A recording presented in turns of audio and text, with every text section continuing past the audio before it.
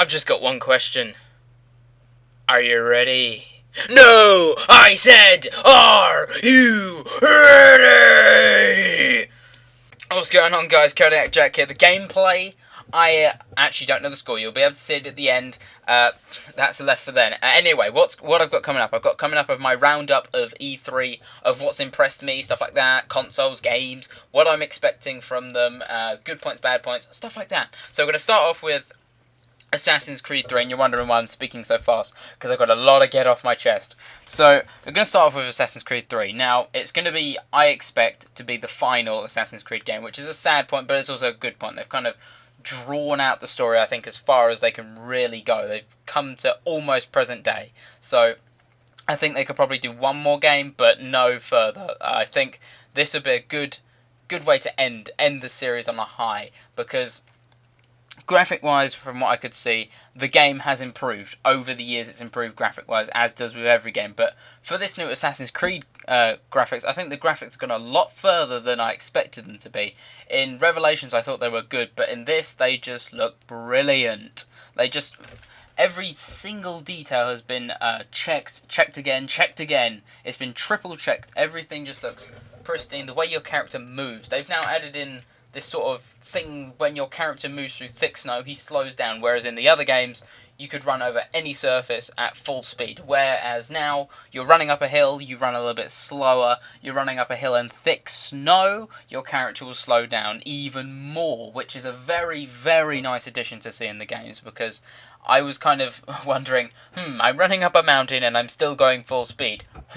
Something's wrong here, but hopefully that'll still stick in there. Things that I really wanted to get at was the combat. Now, the combat system was very much in the first game. Now, in the first game it was okay, because it's like you can take a couple of hits and you're done. Whereas in the other games, it almost seemed like you could upgrade your armor to the point where you could get hit like 6, 7, 8 times, and you would just walk it off and just counter button. You could just sit there waiting for them to attack, counter, and they would just automatically die. And the enemies didn't feel like... They said they were improving the AI. Yes, they can improve the AI, but the system itself was way too easy to do and use. So people could basically use and abuse that counter button. They just did. I did it. So in this new game, they've brought in a new counter system. So whereas before it was just hold one button, wait, and then attack, now you do sort of the same thing, but now it's like a quick time event where you have like a couple of seconds. You can't just wait for years and years until you press the square button. You have like 4 or 5 seconds, and then you have to quickly press that circle button, otherwise he won't counter and he'll get a slash to him. And then you can also mix that up with a break defense and then counter. You can counter multiple enemies. You can counter one person, then go to another, and then counter that, and then it's a whole wealth of options for the player now, which I'm really glad to see. They've also incorporated into the game the weapons. The weapons have changed with time. We had the hidden gun. I don't think we have the hidden gun. We now have pistols. We now have pistols that we can use in combat. We can now use a tomahawk, which you can also use as a double up as an air assassination weapon. We're not restricted to only the hidden blades, and he doesn't have blades, he has blade, because he can detach that hidden blade and use that as a knife. There are a wealth of options for the player to mix around with, use different combinations, shoot him and then counter this guy, take his weapon, stab him with the weapon, and then the boss chase down was the best bit that I've seen ever in an Assassin's Creed game. It was the most enjoyable thing and satisfying thing that I could have ever seen in one of their games. It was the fact that he basically saw his target run, he ran after him. It was more like, it seemed like it was from a movie where you could basically control your character as you're doing it, push the guy over, push some guy over, take his bayoneted gun, then jump down and basically destroy him with a bayoneted gun, rather than being limited to just using a hidden blade or a hidden gun or something like that. You have the option to use people's weapons against them and take them, and then it's a wealth of options. I'm hoping that the game sticks to it and stays true to the Assassin's Creed franchise, and it'll be a good release. Comes out in October 21st, I think it is. Don't double quote me on that one. So you can go check it out on all game stores, stuff like that. finally, I'm going to finish off with Black Ops 2. Now, this was one of these games where it was in the middle for me. There are points that I found that were bad, points that I found that were good. I'm going to hit the bad points first.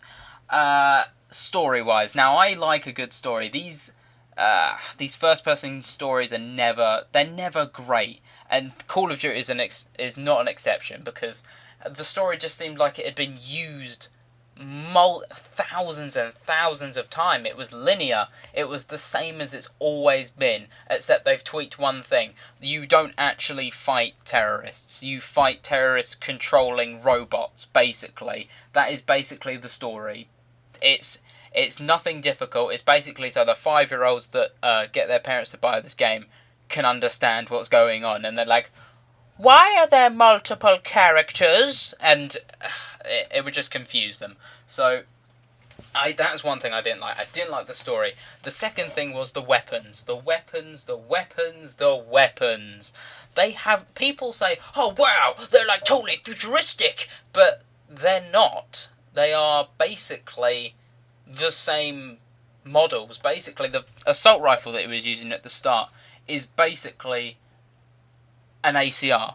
It basically is an ACR. They've just tweaked up where the sights go and moved them slightly so it looks a little bit different. The pistols are the same. All they've changed is the gun models in slight detail, and also changed the way that you can reload. You now slide them out and slide them back in, slide them out, slide them... It's nothing fantastic.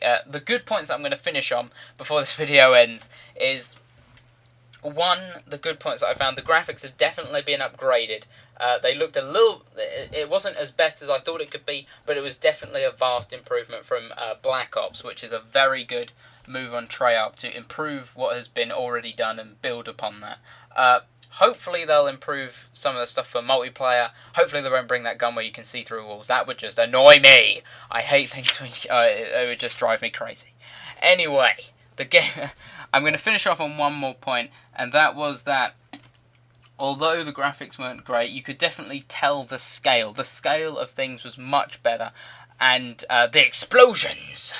I'll end on that. The explosions were amazing.